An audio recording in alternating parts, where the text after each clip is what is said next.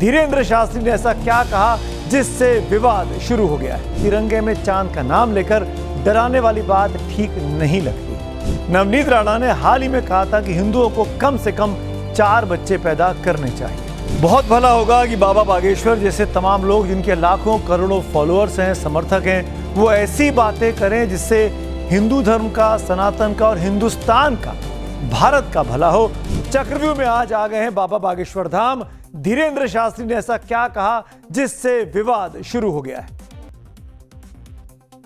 तो पहली बात तो यह कि तिरंगे में चांद लगाने वाली बात कहीं से आई ही नहीं।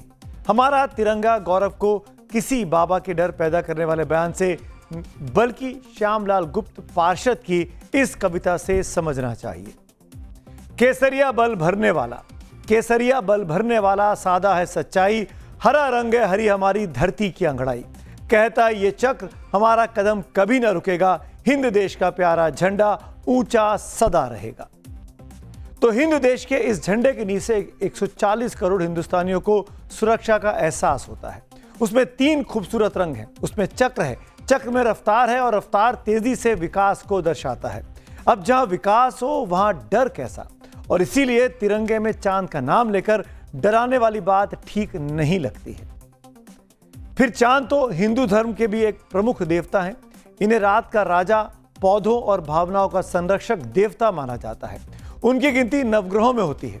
चांद का सम्मान इस बात से और बढ़ जाता है कि स्वयं भगवान शिव के ललाट पर चंद्रमा विराजमान है। इसीलिए भगवान शिव को चंद्रशेखर और चंद्रमौली भी कहा जाता है। हमारी परंपरा में सुहागन महिलाएं चांद को देखकर करवा चौथ को अपना व्रत खोलती हैं और अपने पति की लंबी उम्र के लिए प्रार्थनाएं करती हैं।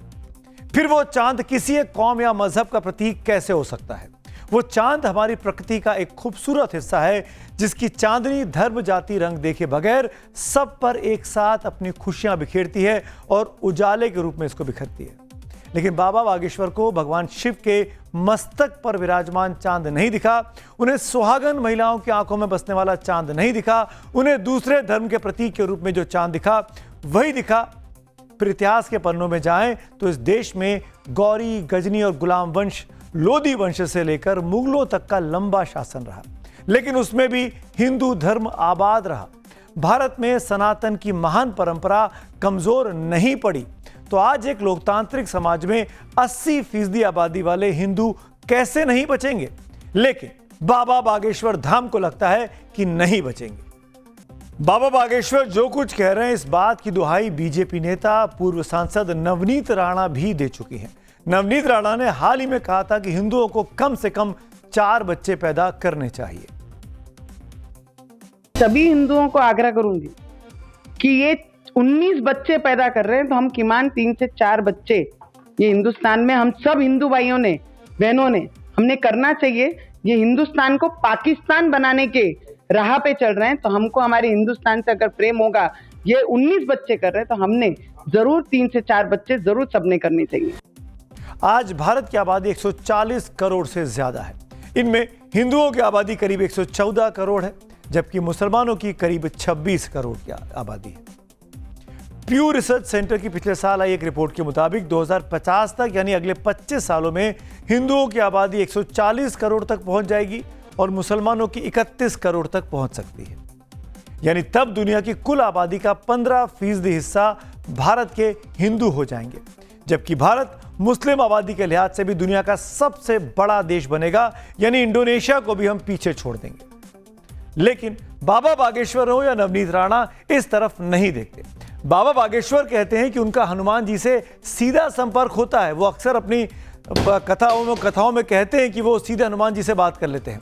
अब हनुमान जी से संपर्क हो तो भगवान राम को भी वो जानते ही होंगे, और उस भगवान राम को जन जन के दिल में बिठाने में जो भूमिका गोस्वामी तुलसीदास की रही है वो अद्भुत है।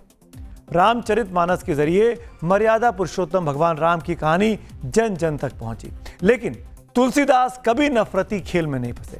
उनके लिए मंदिर, मस्जिद सब समान थे। याद दिलाता हूं, उन्होंने लिखा है, तुलसी सरनाम गुलाम है राम को, जाको रचे सो कहे कछु कोई, मांग के खइबो मस्जिद में सोइबो, लेबो को एक ना देबो को दोई। लेकिन 15वीं सदी से 21वीं सदी में आते आते धर्म की भाषा और परिभाषा इस तरह बदलने लगी है। बाबा बागेश्वर ने जो कुछ कहा उस पर राजनीतिक प्रतिक्रियाएं भी अब सामने आ रही हैं। भाई, जो बांटने की भाषा में बात करता है, हम उसकी बात पे क्या टिप्पणी करें भाई? ये बांटने वाली मानसिकता से ही इस देश को बचाना है। नारा यही लगाएंगे, बटेंगे कटेंगे, और बांटने का काम भी यही करेंगे। तो ऐसे इस पे हम कोई टिप्पणी नहीं करते। देखिए, धीरेन्द्र शास्त्री जी ने जो कहा है वो भारत की संवैधानिक संप्रभुता के संपन्न राष्ट्र के रूप में उन्होंने सत्य कहा है कि भारत का जो राष्ट्रीय ध्वज है वो तिरंगा है, और इसमें किसी भी प्रकार के परिवर्तन का सपना देखने वाले कामयाब नहीं होंगे। निश्चित रूप से देश की एकता, अखंडता, एकजुटता के लिए उनका वक्तव्य सराहनीय है।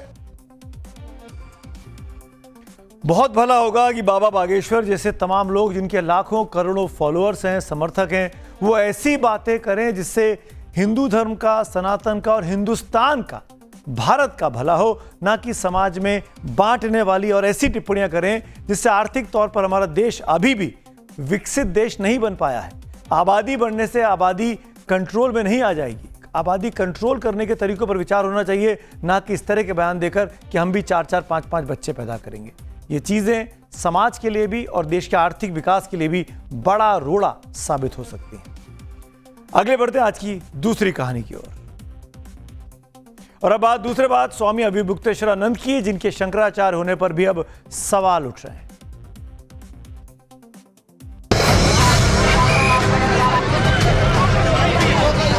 इस प्रमाण की आपको जरूरत है।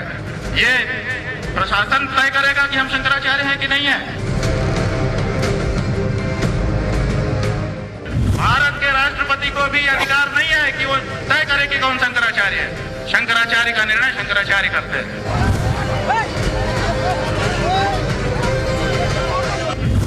स्वामी जी, हम हैं ज्योतिष पीठ के शंकराचार्य, निर्विवाद रूप से हैं, और अगर कोई विवाद उठाता है इसका मतलब कि वो दूषित भावना वाला है।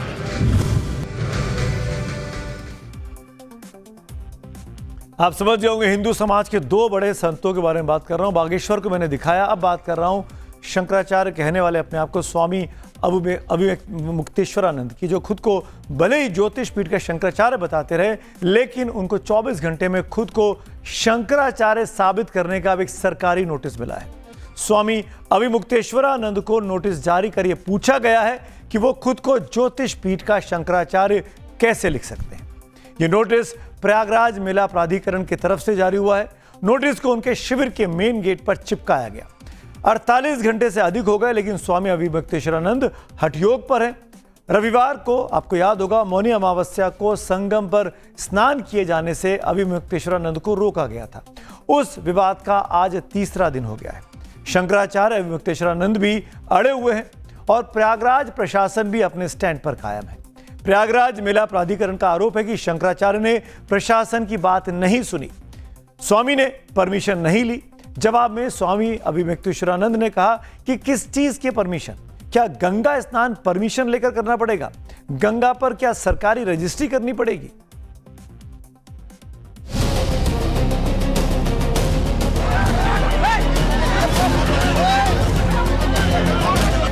स्वामी अभिमुक्तेश्वरानंद फिर विवादों में आए शंकराचार्य। स्नान की लड़ाई, शंकराचार्य की पदवी तक क्यों आई? अभिमुक्तेश्वरानंद के शंकराचार्य होने पर सवाल, जवाब में स्वामी अभिमुक्तेश्वरानंद का चैलेंज। 8 बचे हुए और आपसे बातचीत करने के लिए उपलब्ध।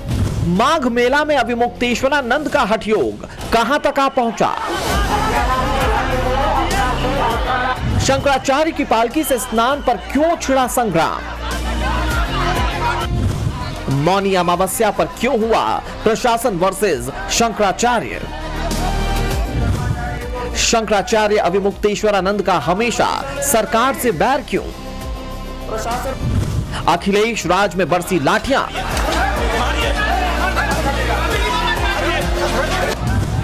योगी राज में पिट गए शिष्य। अभिमुक्तेश्वरानंद की नई कंट्रोवर्सी अब किस करवट बैठेगी?